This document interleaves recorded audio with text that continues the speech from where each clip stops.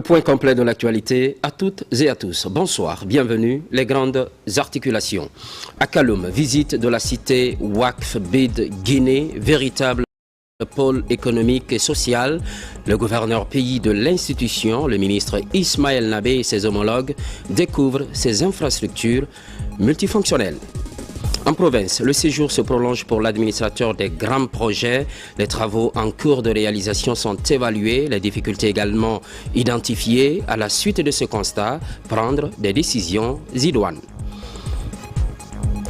CHU Donka, vers l'installation de l'unité de l'urologie. Récemment, des patients ont été pris en charge avec succès, fruit du partenariat entre les spécialistes d'Ignasdine et médecins américains, anglais et sénégalais. La technique utilisée est nouvelle, à savoir dans ce journal. À Kaloum, visite de la cité Ouakf Bid Guinée, véritable pôle économique et social. Je vous le disais à l'instant, le gouverneur pays de l'institution, le ministre Ismaël Nabé et ses homologues découvrent ces infrastructures multifonctionnelles. Il est essentiellement question de s'assurer de l'évolution du chantier. Tabansila. En compagnie du ministre de l'économie et des finances, du ministre directeur de cabinet à la primature, du gouverneur de la Banque centrale, le ministre du plan et de la coopération internationale, gouverneur pays de la BID, visite à nouveau la cité Ouakf Bid Guinée. Après un tour au parking souterrain prévu pour plus de 300 véhicules et le hall qui abrite la première phase du projet, Ismaël Nabé remercie ses prédécesseurs et le partenaire d'appui pour la réalisation de ces édifices. On est vraiment enchanté pour voir l'évolution vraiment importante de ce qui est en train de faire pour la première phase. C'est un projet prioritaire pour la BID et qui rentre direct dans le développement socio-économique durable et responsable de la vision du chef de l'État, Simandou 2040. Le pilier 3 qui est infrastructure, en prenant le WACF en général, tous les 5 piliers de Simandou 2040 sont concernés. Donc pour nous, la BID, c'est l'un des partenaires privilégiés à la Guinée, dont le portefeuille s'avoisine de plus de 1 milliard. C'est vous montrer une fois encore notre engouement et les instructions fermes du chef de l'État ont été données, le général Mamadi Doumbouya, mais aussi le chef de gouvernement, pour que l'infrastructure soit vraiment une priorité du gouvernement. La cité Ouakf Bid Guinée est un projet conjointement financé par la Guinée et la BID qui vise la construction d'un complexe immobilier de 53 000 m² dans la commune de Kaloum. Pour ce que j'ai vu cet après-midi, je passe de tout commentaire. Tous mes encouragements à tous les acteurs impliqués pour la remise de la première phase du projet, mais aussi les meilleurs efforts pour la seconde phase. La fin de la première phase, initialement prévue le 30 juin 2023, a été prorogée au 31 mars 2025 et celle de la deuxième phase est prévue au 31 décembre de la même année. À date, le taux d'exécution physique de la première phase est de 98% et celui de la deuxième phase est de 45%. Bonne gouvernance. Les activités de l'Institut guinéen des administrateurs est officiellement lancées. Plusieurs panels sont animés par d'éminents cadres guinéens et étrangers. Les administrateurs et les responsables des entreprises sont la cible et c'est pour les aider à améliorer leurs interventions. Ousmane Ba. La gouvernance comme levier de transformation économique en Guinée. Enjeux, perspectives et rôle des administrateurs. C'est le thème de cette cérémonie de lancement officiel des activités de l'Institut guinéen des administrateurs IGA. Un outil pour rehausser le niveau des administrateurs, chefs d'entreprise et de banque dans l'accomplissement de leurs différentes tâches. Cadre de partage de connaissances et de renforcement des capacités des managers et administrateurs que nous sommes en train de mettre en place à travers cet institut sera un phare d'excellence en matière de formation, d'éthique et de responsabilité. Il va offrir aux administrateurs les outils nécessaires pour progresser dans un environnement en constante évolution où la transparence. Les conseils d'administration, il faut qu'ils soient capables de prendre les bonnes décisions qui peuvent impacter positivement le développement d'une entreprise, mais surtout d'un pays. Donc c'est dans ce sens que nous mettons cet institut en place pour encourager ces administrateurs qui ne sont pas formés. Nous leur appelons de venir s'associer à l'IGIA. La cérémonie est marquée par l'animation de plusieurs panels assurés par des cadres guinéens et d'éminents professeurs venant de la Tunisie et de l'Université de Sorbonne. Des débats qui font ressortir des bonnes pratiques nécessaires à la réalisation des grands projets. La Guinée, sur le plan économique, se porte globalement plutôt bien quand je regarde les chiffres, mais c'est important d'améliorer la qualité de ce qu'on appelle la gouvernance des entreprises, que ce soit le secteur public ou le secteur privé, que ce soit les banques ou des entreprises industrielles ou du commerce, tout secteur. Et aujourd'hui, la Guinée, pour pouvoir aller vers un développement durable, il faut qu'elle puisse donc adopter au niveau de ses entreprises, au niveau de ses banques, de ses entreprises financières, de ses entreprises économiques, industrielles, des règles de gouvernance. Des programmes de certification existent déjà dans l'Institut guinéen des administrateurs. Des programmes valables pour les banques, entreprises et sociétés du secteur public et privé. Secteur énergétique, début d'une série de renforcements de capacité. Première phase, les agents techniques de l'électricité de Guinée. Au centre des débats, l'habilitation électrique. 2 semaines sont retenues. Une synergie entre EDG et Kawa Group Énergie. Fallu Diallo et Jeune. Renforcer les capacités techniques et opérationnelles des acteurs du secteur énergétique en Guinée, le groupe Kawa entend relever ce défi, d'où la mise en œuvre de ce processus sur l'habilitation électrique des techniciens de la Société Électricité de Guinée. La formation concerne les équipes techniques. Donc, dans un premier temps, on a commencé avec les équipes de la distribution qui interviennent sur les équipements.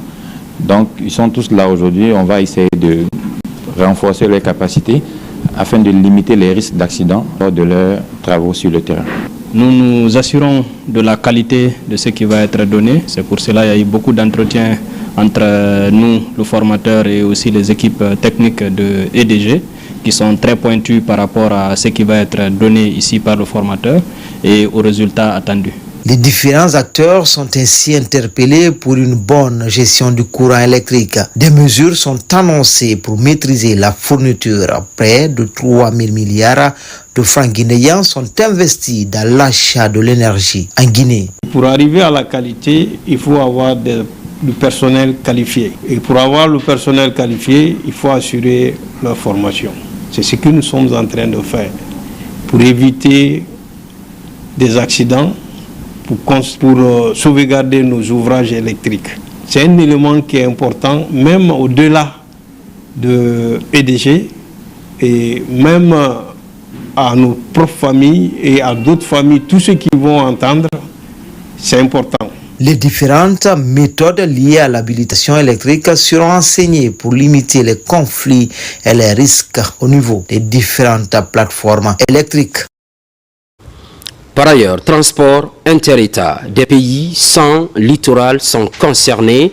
Une consultation nationale est engagée. Elle regroupe les acteurs de la chaîne logistique. Il s'agit de définir les problèmes qui affectent ce domaine. Résultat attendu, favoriser le trafic pour plus d'échanges commerciaux. Abraham Christophe Kanté. Les pays sans littoral font face à des défis majeurs en matière de commerce international en raison de leur dépendance aux infrastructures de transit des pays voisins. Cette rencontre porte donc sur le commerce de transit des pays sans littoral. Elle est organisée par la Direction générale du Conseil guinéen des chargeurs.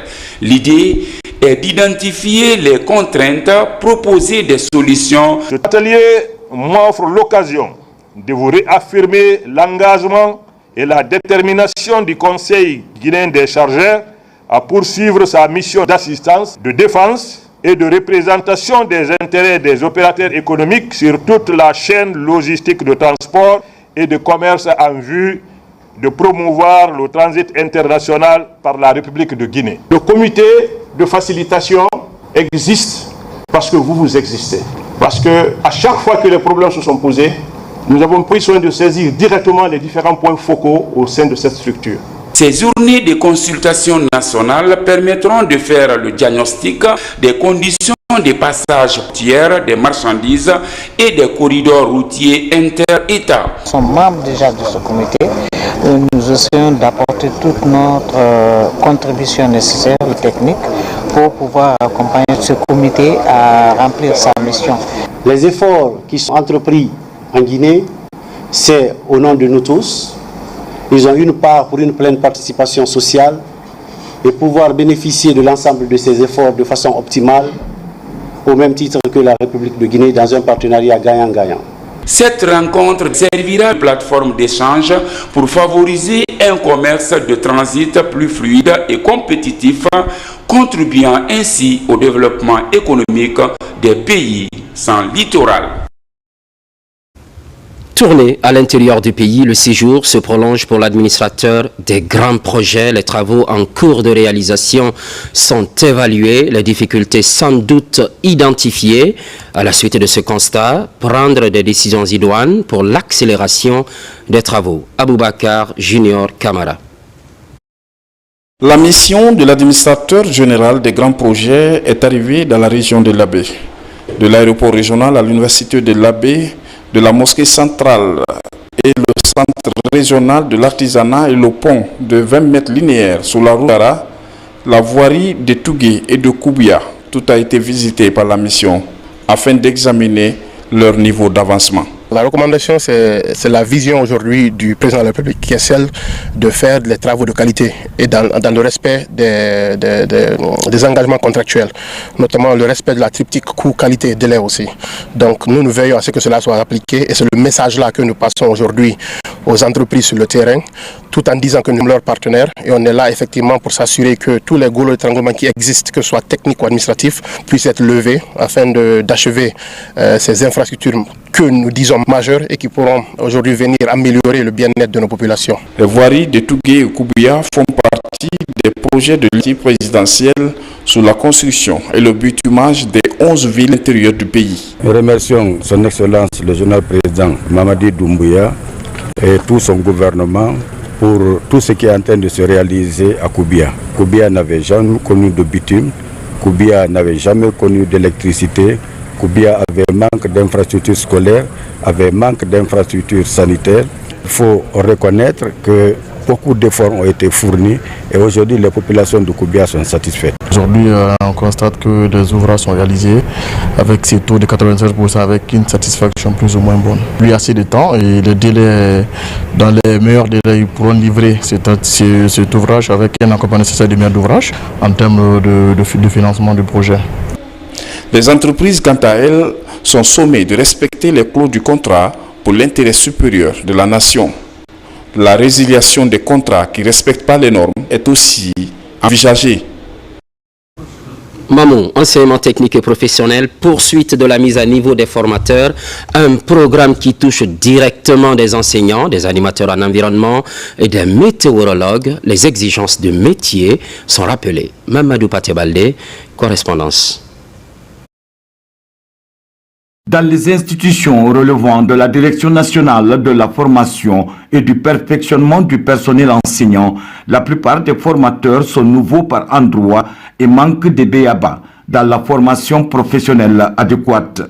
À moment des enseignants et des animateurs en environnement et en météorologie bénéficient d'une formation des formateurs sur une remise à niveau. La vision elle est claire, c'est comment faire en sorte que, n'est-ce pas, les ressources humaines en termes de corps enseignant, n'est-ce pas, soient disponibles pour la qualification du système global de l'enseignement-apprentissage en Guinée.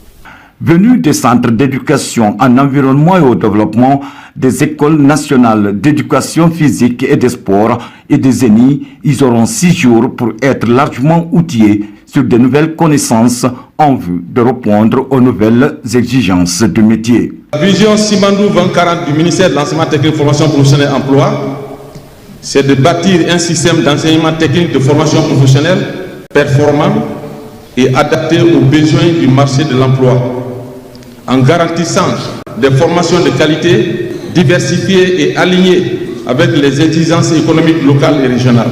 J'espère les activités planifiées permettront de vous galvaniser davantage grâce aux nouvelles compétences et je souhaite que vous puissiez les appliquer immédiatement dans l'exercice de vos fonctions de formateur, de maître de nos écoles.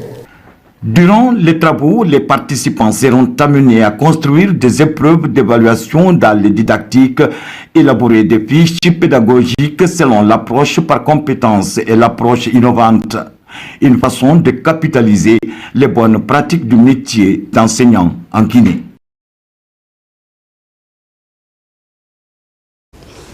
C'est officiel. La plateforme unique de documentation, cet outil numérique contient 2 millions de ressources documentaires. L'accès est gratuit via Parcoursup. Le département de l'enseignement supérieur souhaite faciliter la recherche de la connaissance. Mounir Bari, Morlaï Souma. Parmi les réformes engagées par le ministère en charge de l'enseignement supérieur, figure désormais la plateforme unique de documentation. À travers cette rencontre, cet espace de recherche et d'apprentissage ou encore des collaborations académiques et scientifiques est disponible aux étudiants et aux enseignants-chercheurs du pays. Plus de 2 millions de ressources documentaires, y compris les plus grandes bibliothèques du monde, se trouvent dorénavant sur la plateforme Parcoursup. Et le président de la République nous a donc instruit de faire tout pour que les étudiants puissent avoir accès à de la documentation, à un savoir, à des documents dans leur téléphone, dans leurs ordinateurs et dans leurs tablettes. C'est ce que nous avons lancé aujourd'hui, la première plateforme nationale de documentation universitaire qui donne accès à plus de 2 millions de ressources aux étudiants, aux enseignants-chercheurs et aux chercheurs, à travers des plateformes internationales de renom comme Kerninfo et ScholarVox, mais aussi à travers la production locale. La mise en place d'une plateforme émane d'une grande ambition. Elle consiste à améliorer la qualité de l'enseignement et de la formation en créant les meilleures conditions d'apprentissage, mais également encourager les travaux de recherche. Dans ce projet innovant, le département a bénéficié de l'expertise technique des partenaires et spécialistes des outils digitaux. Nous avons développé cette plateforme-là qui à la fois se connecte directement au plus grand bibliothèque du monde, mais aussi met en avant toutes vos recherches locales. Ce développement constitue l'aboutissement des travaux laborieux réalisés sous l'œil vigilant de son Excellence, Monsieur le ministre de l'Enseignement supérieur, de la recherche scientifique et de l'innovation, qui a toujours fait comprendre à chacun de nous l'importance de disposer d'une documentation organisée. La plateforme unique de documentation est un lieu de rendez-vous, d'interaction. Toutes sortes de documentation comme des thèses, des articles scientifiques indexés, des rapports avec accès gratuit. Qualification toujours du système éducatif, les outils numériques sont mis à contribution. Les élèves de Dari à l'Abbé viennent d'obtenir un kit numérique. Le projet est piloté par une association locale financée par la Fondation Orange Guinée. Sarafudin Diallo, Nabilaï Kamara. Le programme École numérique a été initié depuis 2015 par la Fondation Orange Guinée. Pour l'autorité préfectorale de l'éducation de la baie, ce kit numérique est une opportunité offerte aux élèves de Ndiari d'accéder à des outils modernes d'apprentissage afin de renforcer leurs compétences et leur ouverture au monde numérique. L'école numérique, c'est une école classique comme l'école primaire de Ndiari Centre qui reçoit des kits numériques. Kits numériques qui, pour la plupart du temps, est constitué d'ordinateurs, de tablettes éducatives, d'enceintes, de serveurs. Serveur qui est l'élément principal qui contient tout le contenu éducatif qui va servir aux élèves durant toute l'année scolaire.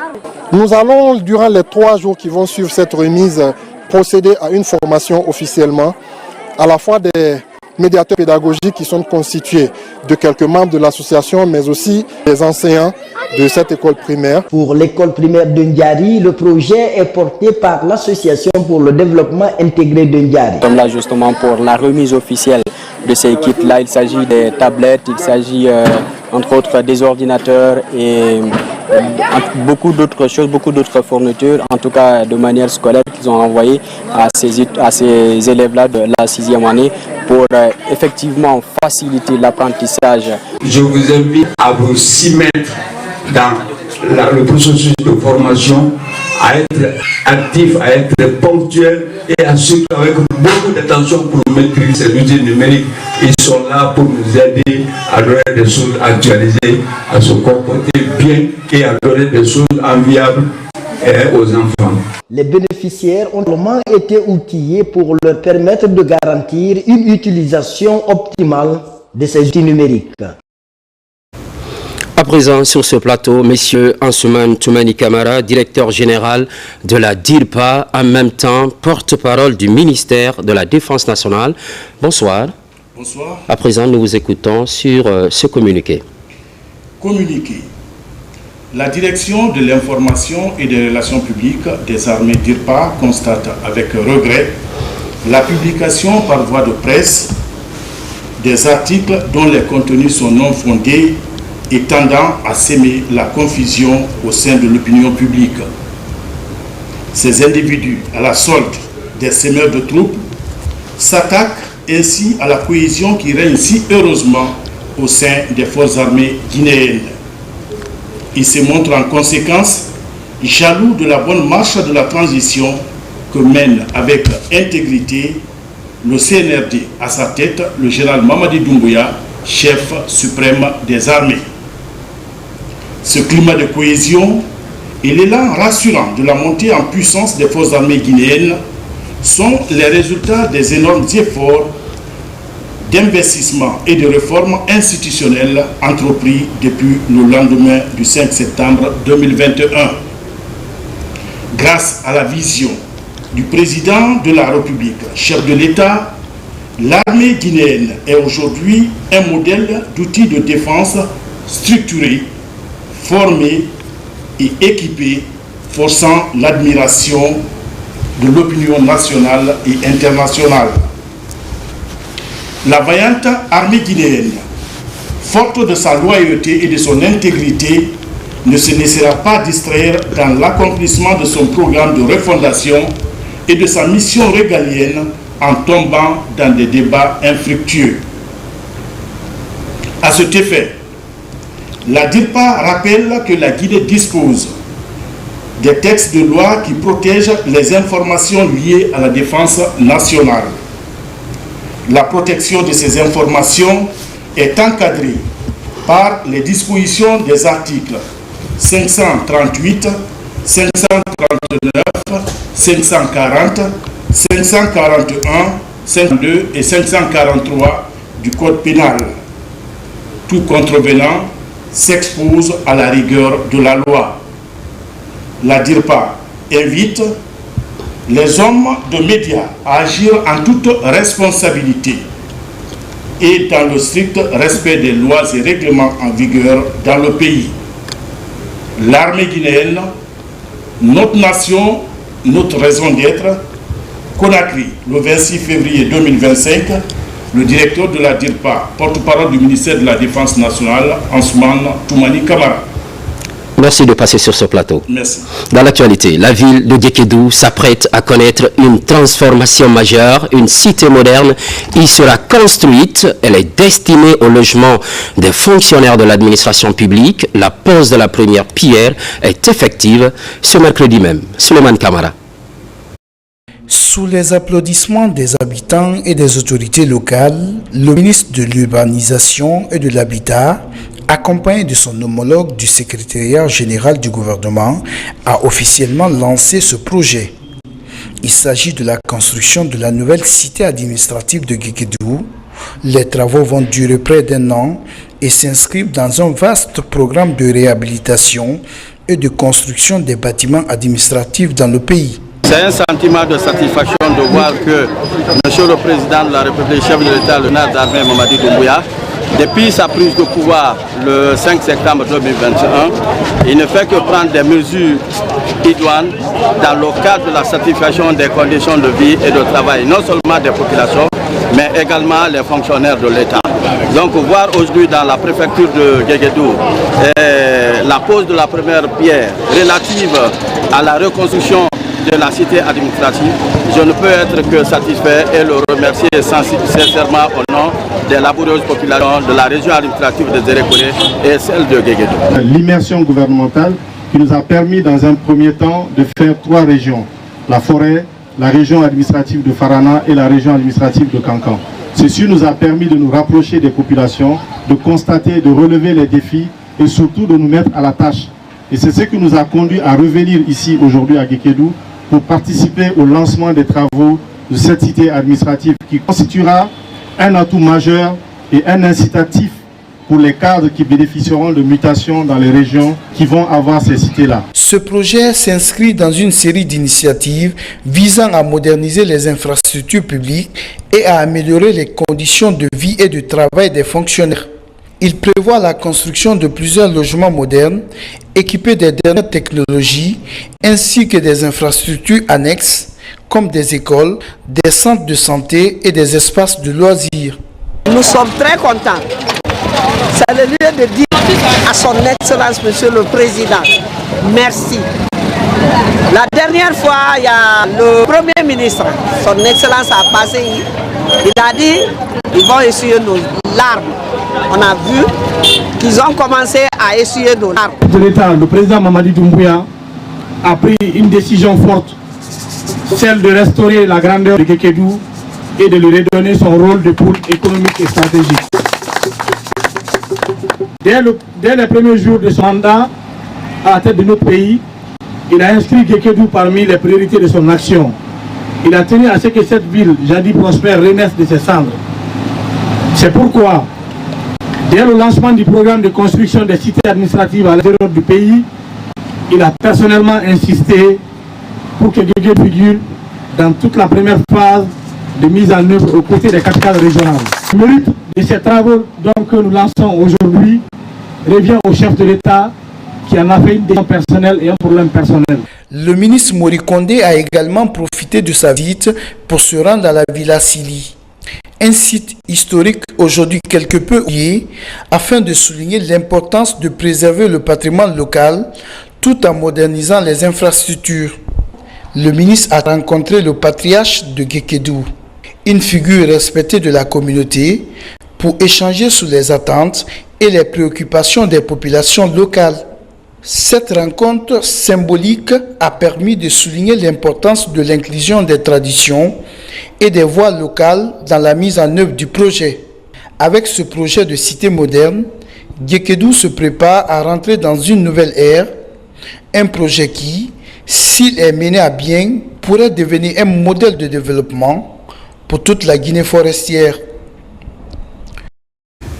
Sur tout autre plan, santé, CHU Donka vers l'installation de l'unité de l'urologie. Récemment, des patients ont été pris en charge avec succès, fruit du partenariat entre les spécialistes d'Ignasdine et médecins américains, anglais et sénégalais. Tenez bien, la technique utilisée est nouvelle. Plus d'explications avec Kernos Mandialo. Avec ses blocs opératoires équipés d'appareils de pointe, le CHU Donka offre la possibilité de mener des chirurgies délicates conformément aux standards internationaux. En urologie, plus besoin d'ouvrir grandement le corps du patient pour intervenir sur l'organe. Un petit appareil introduit après une légère incision et commandé par des médecins s'attaque au mal. C'est la néphrolithotomie percutanée qu'enseignent ces spécialistes américains, britanniques et sénégalais de renommée mondiale aux médecins guinéens. Nos ambitions, c'est de maîtriser tout ce qui relève des compétences d'un urologue moderne aujourd'hui. L'urologie actuellement, c'est l'endoscopie dans les pays développés. La chirurgie incisionnelle, c'est-à-dire qu'ouvrir pour opérer, ça représente peut-être 10%. Et le reste, on fait à l'intérieur avec des appareils. Nous travaillons pour aider les autres pays, particulièrement en Afrique, parce qu'il y a un grand besoin. Au-delà, c'est aussi une opportunité pour les médecins étrangers de découvrir les changements en cours au CHU Donka et ouvrir de nouveaux horizons de partenariat. Vraiment, il faut l'hôpital à un niveau international. C'est ce qu'on retrouve ailleurs. Je souhaite seulement qu'on le maintienne dans cette voie. Parce que tous les standards sont respectés. Il faut continuer dans cette lancée. L'hôpital national Donka s'inscrit bien évidemment dans le programme de Simandou 2040. Et quand vous voyez la composante 5 de ce programme, c'est la santé et le bien-être. Donc nous ne pouvons pas avoir des travailleurs de qualité s'ils ne sont pas en santé. Après cette mission, le CHU Donka envisage la création d'une unité entièrement dédiée à l'urologie pour la prise en charge des patients. Au même moment, revue des prix des médicaments. Les acteurs impliqués sont en conclave. L'objectif est clair, définir les prix des produits de santé accessibles à la population guinéenne. Ali Badara Kondé, Kerno Maroufba. C'est une autre rencontre qui regroupe l'ensemble des acteurs de la chaîne de prix du médicament et autres produits de santé. Cette assise de Kindia fait suite à celle tenue à Conakry pour harmoniser les points de vue et faciliter l'accès des populations aux médicaments. Portée par la Direction nationale de la pharmacie et du médicament, la motivation de cette rencontre de Kindia est claire. La population guinéenne a besoin d'accéder aux médicaments de qualité, mais à moindre coût. Nous sommes dans un pays où le revenu du Guinéen est très faible.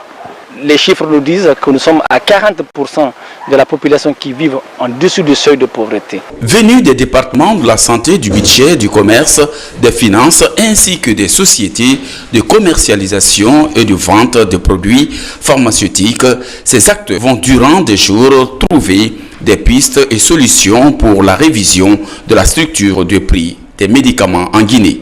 Essayer de travailler sur le coût du médicament, baisser le coût du médicament équivaut à baisser le coût de la prise en charge des maladies dans notre pays. Donc le ministre de la Santé, Dr Omar Youyeba, nous a instruit, en tant que direction nationale de la pharmacie et du médicament, de venir réfléchir ensemble avec tous les autres acteurs impliqués dans la tarification du médicament. Donc nous attendons qu'à l'issue des travaux, qu'une formule uniformisée, accessible, qui tienne compte du pouvoir d'achat des Guinéens soit retenue et vulgarisée sur le terrain. Et le département de la santé va veiller à l'application stricte de cette formule de prix sur le terrain. Les résolutions issues de cette rencontre permettront à une accessibilité des produits pharmaceutiques de qualité et à moindre coût partout en Guinée. Un peu plus loin, dans les préfectures de Guékédou, Kissidougou et Massanta, c'est parti pour l'aménagement de 50 hectares de périmètre maraîcher, un projet du gouvernement guinéen avec le soutien du Fonds d'Abu Dhabi et le FIDA. Il encourage la résilience des communautés pour l'autosuffisance alimentaire. L'ancien Kamisoko est sur place. Pour contribuer à la réduction de la pauvreté en stimulant la croissance économique en région forestière, le gouvernement et ses partenaires prennent les choses au sérieux. Dans les préfectures de Guékédou, Kissidougou et Massanta, 50 hectares de périmètre maraîcher sont en cours de réalisation en faveur des groupements féminins. Ces travaux consisteront principalement à la construction des clôtures grillagées pour la protection des sites, la construction des puits maraîchers avec des buses, la construction des bassins d'accumulation d'eau avec 4 vannes d'arrêt pour faciliter l'arrosage, le récalibrage des canaux et diguettes par la méthode Hashimo, participation des producteurs. Ce coup de pouce des autorités permettra de renforcer les capacités de production de ces groupements bénéficiaires en cultivant en toute saison, ce qui devrait de facto améliorer substantiellement les revenus des populations et lutter efficacement contre la faim dans la région. Actuellement, le problème que nous avons, c'est le problème d'eau et le problème de divagation des animaux. Mais avec les actions du projet, notamment l'aménagement des points d'eau et des grillages pour sécuriser les sites, ça va vraiment encourager nos dames à mieux produire. Cette opportunité de diversification des activités agricoles est un regain d'espoir pour les populations rurales. Nous sommes très heureux de participer à ce lancement parce que nous savons que ça vient dans le cadre de la lutte contre la pauvreté, de l'autonomisation des femmes et de l'employabilité des jeunes. En attendant la mobilisation des fonds des partenaires de mise en œuvre, ces activités de démarrage des travaux du projet d'appui au développement agricole du Poulgé Padag sont financées par le budget national de développement. Pendant ce temps, à Kindia, autonomisation des femmes, l'agriculture est privilégiée. Plusieurs groupements féminins apprennent les techniques d'étuvage du riz. C'est dans le cadre du projet Chaîne de valeur du ministère de l'Agriculture. Yaya Silla. La riziculture est l'activité la plus répandue en Guinée. Le riz étant l'aliment de base pour la population, sa production mérite un traitement qui va déboucher à une conservation de longue durée. C'est aussi un moyen de multiplier le rendement aux producteurs. Nous allons faire une séance de formation théorique pour apprendre aux gens tous les contenus théoriques liés à la transformation, surtout l'étivage du riz, qui est un moyen très important en Guinée. Le service national de la promotion rurale et du conseil agricole a réuni les femmes leaders pour renforcer leur capacité dans la transformation du riz post-récolte. Aujourd'hui, nous sommes en train de former ces femmes dans le cadre de la transformation des produits agricoles, la transformation post-récolte. Donc le projet a également d'autres partenaires comme l'IRAG qui s'occupe de la fourniture de semences, comme l'IFDC qui s'occupe également du placement profond de l'urée, qui est une technique qui permet d'améliorer les rendements de riz et également les bonnes pratiques agricoles sur le terrain. La technique d'étuvage est enseignée à ces femmes en théorie et en pratique ici au centre de formation de Bambang. Cette technique enseignée est appelée étuvage du riz en faux fond et en faux grain. On a des marmites confectionnées à cet effet avec les plateaux perforés qu'on va mettre au fond des marmites. Après chauffage du riz pour 72 heures, on vient maintenant à l'étuvage proprement dit. La technique d'étuvage est désormais vulgarisée dans toutes les zones de production du riz. Protection de l'environnement. Il faut maintenant s'attaquer à la pollution plastique, un des fléaux du moment. Les espaces publics retiennent les attentions. Le grand marché de Matoto notamment. Cet espace de négoce vient d'être débarrassé de déchets plastiques. L'opération consiste à promouvoir un cadre de vie propre. Sona Sagnou. Déterminé à promouvoir un cadre de vie sain et à protéger l'environnement de la pollution par les déchets plastiques, les membres de l'ONG Barki ont sillonné quelques artères du grand marché de Matoto pour débarrasser le marché des déchets plastiques, dans le but de les transformer pour en faire des sacs écologiques. Ce projet, il a une double victoire. Une ville propre, un enfant satisfait, c'est-à-dire c'est de lutter contre ces déchets plastiques qui sont des bio non dégradables, qui peuvent prendre plus de 100 ans sans se dégrader, et en même temps en sensibilisant les personnes dans les ménages, dans les ministères, dans les écoles publiques, dans les foyers, à collecter ces déchets plastiques et contacter l'ONG Barki pour que nous puissions récupérer ces déchets plastiques-là pour les transformer, faire des sacs écologiques dans lesquels on met des kits scolaires et médicaux et contribuer à l'éducation scolaire des orphelins chaque année. Voir une ONG qui vient s'ajouter à l'entreprise de recyclage en République de Guinée, des citoyens qui prennent leurs responsabilités, de s'impliquer dans la lutte contre la prolifération de tout ce qui est plastique. Nous, en tant qu'entreprise, nous saluons ces genres d'initiatives. On ne fait qu'accompagner. Il est difficile de trouver un endroit en Guinée sans plastique jeté dans les rues, les caniveaux et sur nos plages. Accompagné d'une vingtaine de jeunes bénévoles et des partenaires, l'ONG Barki met la population au cœur de son combat. L'environnement sain, c'est la santé. La vocation est noble pour les Guinéens. Je suis à 100% avec ma fondation, donc tout ce qui est humanitaire, tout ce qui booste le pays, nous on est à fond dedans. Je suis très content de cette ONG, car les plastiques là constituent un frein à la santé de l'homme d'abord, ce que vous êtes en train de faire. Parce que quand les plastiques là sont là, pendant la saison hivernale, les eaux de ruissellement ne passent pas. Donc il y a l'inondation. En faveur de la 10e édition de collecte des déchets plastiques, l'ONG réitère son engagement à appuyer le gouvernement dans sa lutte contre la pollution plastique en Guinée. Direction Cancan, exploitation, abus et harcèlement sexuel. Tolérance zéro désormais contre ce cocktail de phénomènes. La sensibilisation est activée. Les messages tournent autour de la prévention.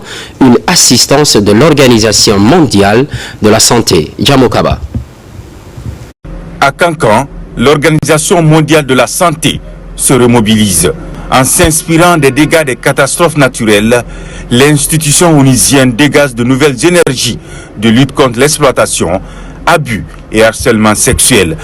Pendant 2 jours, nous allons passer en revue les définitions techniques des termes que nous voulons apporter, les questions de harcèlement, d'exploitation et d'abus sexuels. Nous allons aussi essayer de voir dans quelle mesure les victimes peuvent être protégées dans le processus, mais surtout quels sont les mécanismes de signalisation qui existent ou qui peuvent être mis en place. Le slogan « Pas d'excuses et la tolérance est zéro » à l'égard de l'exploitation, abus et harcèlement sexuel. Cet engagement de l'OMS témoigne de l'intérêt accordé aux victimes. Le dialogue de proximité pour un changement de comportement invite le public à se sentir concerné. C'est le début d'une nouvelle campagne de sensibilisation pour aider les populations à disposer de toutes les informations liées aux étapes de prévention. L'objectif visé, c'est de sensibiliser d'abord toutes les parties prenantes et ensuite que ces parties prenantes partent relayer l'information auprès de leur communauté, auprès de leurs collègues avec lesquels ils travaillent et ensuite d'adopter des comportements responsables. Ce rendez-vous de Cancan autour des questions de discrimination est une synergie d'action entre l'Organisation mondiale de la santé et des structures de lutte contre ces fléaux.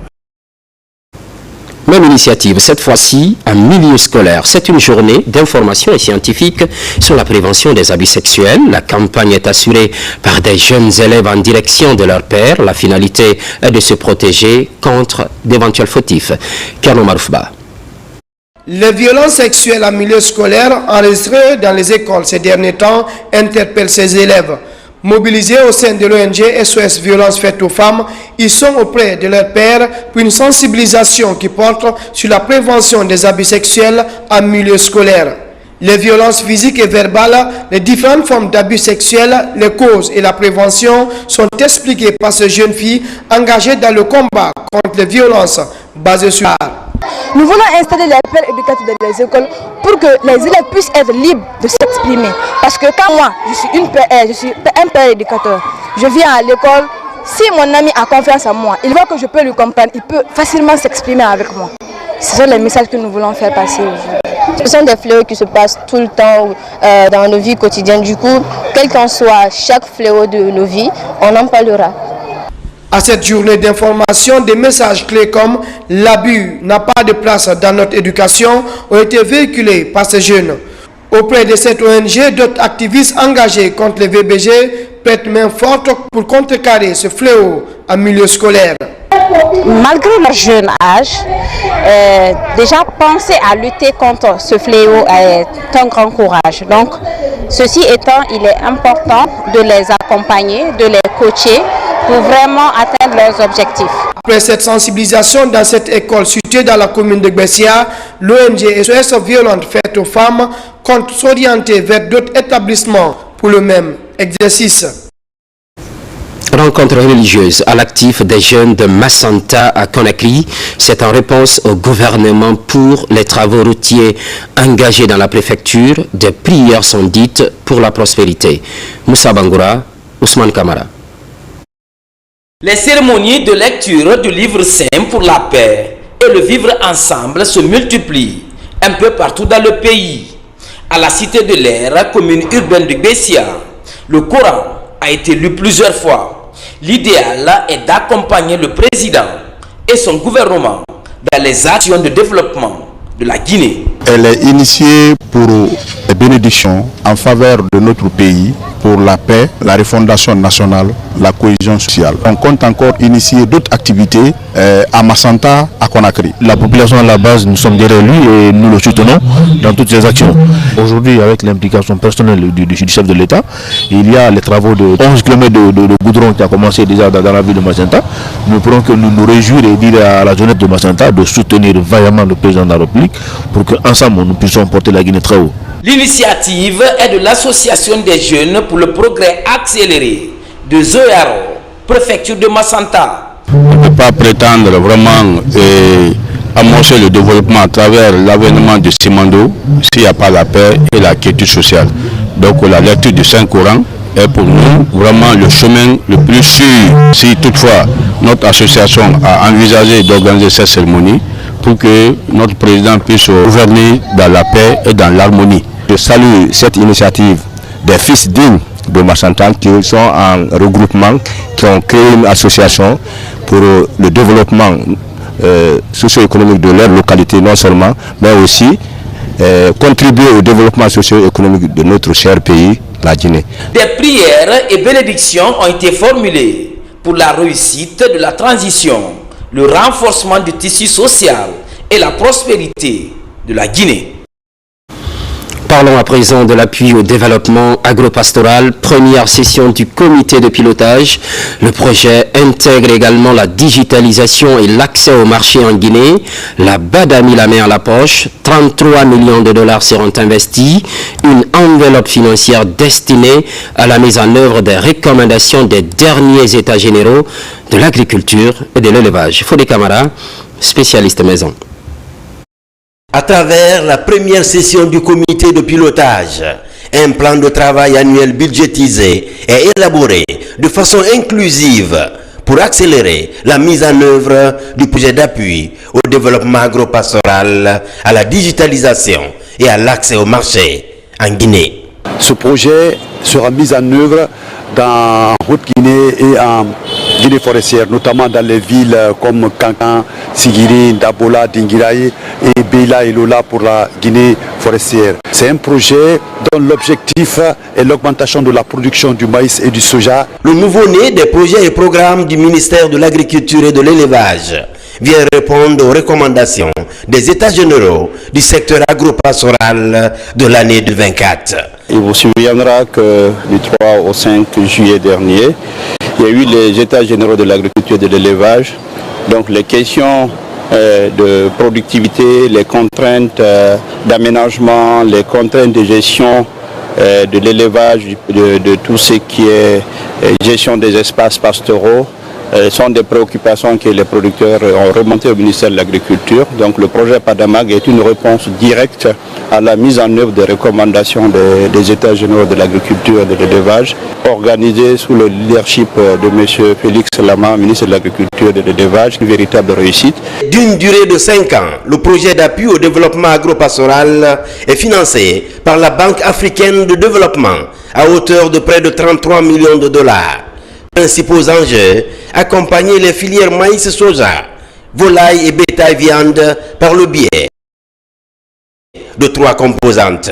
La première composante, c'est tout ce qui est développement des infrastructures agropastorales. Donc les questions d'aménagement des terres agricoles, les questions d'aménagement des espaces pastoraux et différentes infrastructures de soutien aux activités agricoles vont être réalisées dans le cadre de cette composante. On a une deuxième composante qui est beaucoup plus sur la valorisation, le post-récolte et tout ce qui est lié à l'inclusion financière et à la digitalisation du secteur agricole. La troisième composante, c'est la composante de gestion du projet. Comme tout projet, il y a un dispositif de gestion et de suivi-évaluation pour la troisième composante. Cet instrument de développement rural prend en compte les priorités de la ruralité conformément au programme Simandou 2040. Nous restons convaincus qu'un projet comme le PADAMAG qui va s'intégrer totalement dans la vision de Simandou 2040, parce que c'est un projet qui se déroule notamment le long du corridor aussi. Donc c'est des projets pilotes qu'on va essayer de mettre en place. Avec l'arrivée de Simandou 2040, je pense que les populations de la Haute-Guinée et de la Guinée forestière parviendront vraiment à résoudre leurs problèmes d'autosuffisance alimentaire et nutritionnelle. Le ciblage du projet Padamag va toucher 5 000 bénéficiaires directs et plus de 40 000 bénéficiaires indirects en Haute-Guinée et en Guinée forestière. De retour à Kindia, le mouvement Mosakod rencontre ses démembrements. C'est à Frigabé précisément où les responsables du bureau communal et sous-préfectoral ont répondu à l'appel, les échanges pour s'imprégner des réalités de terrain. Kerfa la presse Camara. C'est une visite d'une grande surprise que la coordination nationale du Mosakod a rencontré les autorités communales et sous-préfectorales de Frigiagbé dans la région de Kindia. Une rencontre au cours de laquelle plusieurs points ont été abordés pour l'implantation et la validation immédiate du bureau du Mosakod dans la localité. Aujourd'hui, nous assistons à la constitution des bureaux un peu partout à travers la Guinée. Ceci fut un succès vraiment du côté de Frigiagbé. Au nom des populations laborieuses de Frigiagbé, Frigiagbé agricole, Frigiagbé économique, Frigiagbé minière, se donner la main et renforcer les liens de fraternité pour soutenir les actions du CNRD étaient les mots d'ordre du président du Mosakod. À la rentrée, étant qu'il y a colonne vertébrale de Mosakod, on ne peut pas rentrer sans rencontrer nos structures qui sont dans les sous-préfectures. Là qui a été très chaleureux, ça nous a dépassé à un titre. La seule chose que nous demandons, le bureau sous-préfectoral qui vient d'être validé, de faire tout pour installer dans les différents districts qui est de Frigiagbé. Au cours de ces échanges, les autorités de la commune rurale de Frigiagbé rassurent la coordination nationale du Mosakod pour le soutien indéfectible du général d'armée Mamadi Doumbouya dans la continuité. Soutien des initiatives présidentielles, il revient à la sous-préfecture de Nourasoba, préfecture de Sigiri, de s'exprimer aussi. Une cérémonie de lecture du Saint-Coran mobilise les fils du terroir, occasion mise à profit pour évoquer les questions de développement local. Fodo Bangali Fofana. À la grande mosquée de Nourasoba, hommes et femmes, jeunes et notables réunis pour lire le Saint-Coran, implorer la grâce de Dieu pour une Guinée unie et prospère. Un rituel sacré pour galvaniser les multiples efforts du gouvernement dans l'amélioration des conditions de vie des Guinéens sous le leadership du général-président Mamadi Doumbouya. Montrer au président de la République combien de fois nous sommes attachés à lui, combien de fois il fait pour ce peuple. En tant que jeune, il est de notre devoir de lui montrer notre satisfaction. Après ce lieu de culte, nous sommes à la place publique où cette forte mobilisation des populations a été spontanée, venue de tout Kolonkala Nourasoba. Preuve de l'adhésion de cette communauté aux idéaux de paix et de développement prônés par les nouvelles autorités du pays. La commune qui vous reçoit est votre village. Les populations venues nombreuses pour vous saluer dans l'ambiance de la cérémonie de lecture du Saint-Coran sont vos frères. Tout le monde est en train de comprendre aujourd'hui ce que le président de la République est en train de faire, œuvrer dans le sens de développement sur toute l'étendue du territoire. C'est ce qui nous anime aujourd'hui. On a essayé de mettre en œuvre la lecture du Saint-Coran pour implorer la grâce divine pour que vraiment le président de la République, son Excellence le général Mamadi Doumbouya, puisse vraiment œuvrer dans le sens de développement. Selon les statistiques, cette sous-préfecture de Nourasoba s'étend sur une superficie de 2600 km² et compte à ce jour plus de 50 600 habitants. Une sous-préfecture devenue un véritable pôle d'attraction des personnes en quête de mieux-être et les besoins en matière d'infrastructures routières deviennent de plus en plus pressants. Au même moment, à Boké, dans la sous-préfecture de Bintimoudia, on s'intéresse à Martouba, un des villages religieux de la région. Sur place, et comme d'habitude, le Saint-Coran est lu à plusieurs reprises. Des bénédictions sont formulées pour les dévanciers ainsi que pour l'unité nationale. Younous Atawel Kamara. À travers cette lecture du Saint-Coran, les natifs du district de Maré, dans la préfecture de Boké, jouent leur partition pour la promotion de la quiétude sociale en Guinée. Autour du livre saint, les sages de ce district et autres religieux venus de toute la Guinée implorent la grâce divine afin qu'elle répande sa miséricorde sur la Guinée, notre dénominateur commun en cette période de transition. Le but de cette cérémonie, c'est pour tout d'abord prier pour le pays et pour l'ensemble des Guinéens, mais aussi pour nos dévanciers. C'est notre manière de contribuer à la promotion de la paix et de la quiétude sociale dans le pays. Nous sommes réunis ici à Marétouba pour faire des prières et des bénédictions pour la Guinée et pour le chef de l'État, le général Mamadi Doumbouya, en vue d'une transition réussie. Avec cette retraite religieuse démarrée dans la sous-préfecture de Bintimodia, la paix, le vivre ensemble et le renforcement du tissu social sont largement évoqués par les sages. Les hôtes de marque qui ont rehaussé de leur présence la cérémonie se réjouissent de cette initiative. Depuis 2022, le président de la République, général Mamadi Doumbouya, a inscrit son action dans la réconciliation nationale. L'objectif, c'est qu'il faudrait que les Guinéens se réconcilient entre eux.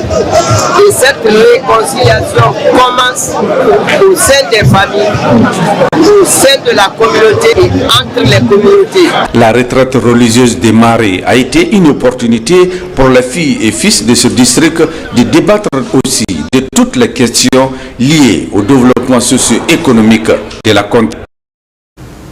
Le contenu de ce communiqué.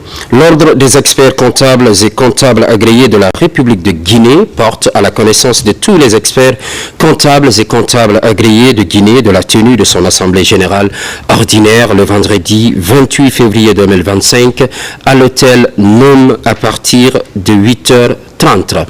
Ordre du jour, présentation du rapport d'activité, présentation du rapport financier, projet de budget 2025 divers. Pour le bureau, le secrétaire général. C'était l'actualité de la Guinée, notre paradis, terre de richesse et d'innovation. Constante fidélité à toutes et à tous, les programmes se poursuivent. L'unité évolue. À très vite.